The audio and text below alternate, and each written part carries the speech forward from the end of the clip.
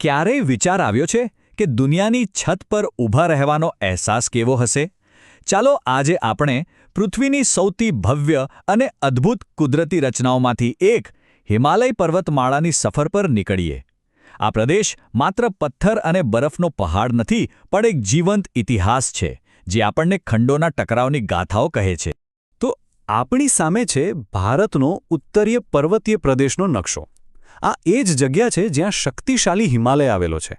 અને આ કંઈ ખાલી પર્વતોની હારમાળા નથી. આ તો એક કુદરતી દિવાલ છે જેણે હજારો વર્ષોથી ભારતની આબોહવા અને સંસ્કૃતિ પર ઊંડી અસર કરી છે. ચાલો આ વિશાળ ભૂમિને જરા નજીકથી જોઈએ. હવે ચાલો આ નકશા પર જ એક નાનકડી સફર કરીએ. આપણે પશ્ચિમથી શરૂ કરીને પૂર્વ તરફ જઈશું અને જોઈશું કે આ પર્વતમાળા ખરેખર કેટલી વિશાળ અને વિવિધતાઓથી ભરેલી છે. આપણી યાત્રા શરૂ થાય છે પશ્ચિમમાં આવેલા નંગા પર્વતથી. હવે જેમ જેમ આપણે પૂર્વ તરફ આગળ વધીએ છીએ, રસ્તામાં માઉન્ટ એવરેસ્ટ અને કાંચનજંગા જેવા મોટા મોટા શિખરો આવે છે, અને આપણી સફર છેક પથકાઈની ટેકરીઓ સુધી પહોંચે છે. વિચાર તો કરો, એક જ પર્વતમાળામાં કેટલું બધું અંતર અને કેટલી બધી વિવિધતા. આપણે પર્વતમાળાની લંબાઈ તો જોઈ લીધી, પણ હવે ચાલો એ શિખરો પર ધ્યાન આપીએ, જે આ પ્રદેશની અસલી ઓળખ છે. હા, દુનિયાના સૌથી ઊંચા શિખરોની વાત કરીએ. તો સવાલ એ છે કે આ બધા શિખરોમાંથી કયા શિખરોને આપણે ખરેખર આપણા ગ્રહના ટાઇટન્સ કહી શકીએ? કોઈ અંદાજ છે? ચાલો આગળની સ્લાઇડમાં જવાબ શોધીએ. અને આ રહ્યું એમનું લિસ્ટ, આપણા સોર્સમાંથી લીધેલું આખું ટેબલ. આ ખાલી આંકડા નથી, આ તો ચરમસીમાના પડકારો છે, માનવીય હિંમત અને સહનશક્તિની કસોટી છે.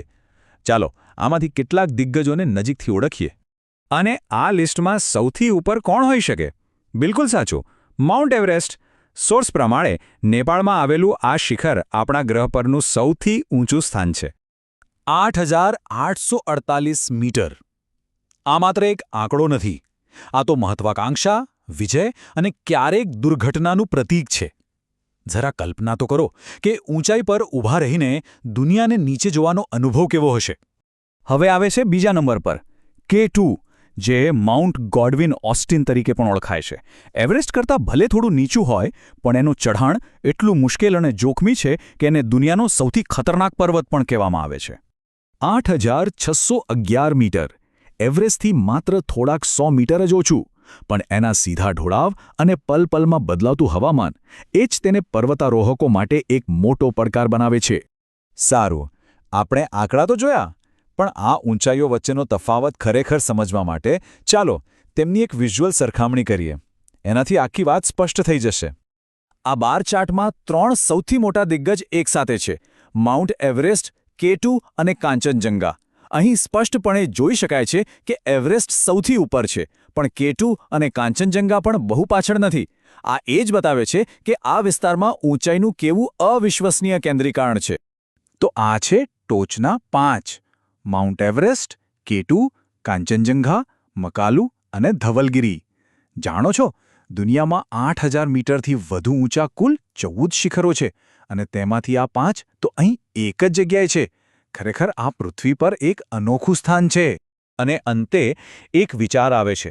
જ્યારે આપણે આ પર્વતોને જોઈએ છીએ, ત્યારે આપણે માત્ર પથ્થર અને બરફ નથી જોતા. આપણે માનવ સાહસની, કુદરતી શક્તિની અને સમયની ગહન વાર્તાઓ જોઈએ છીએ, જે આ મૌન દિગ્ગજોમાં સમાયેલી છે. આ આપણને આપણા ગ્રહની સુંદરતા અને આપણા અંદર રહેલી શોધખોળની ભાવનાની યાદ અપાવે છે.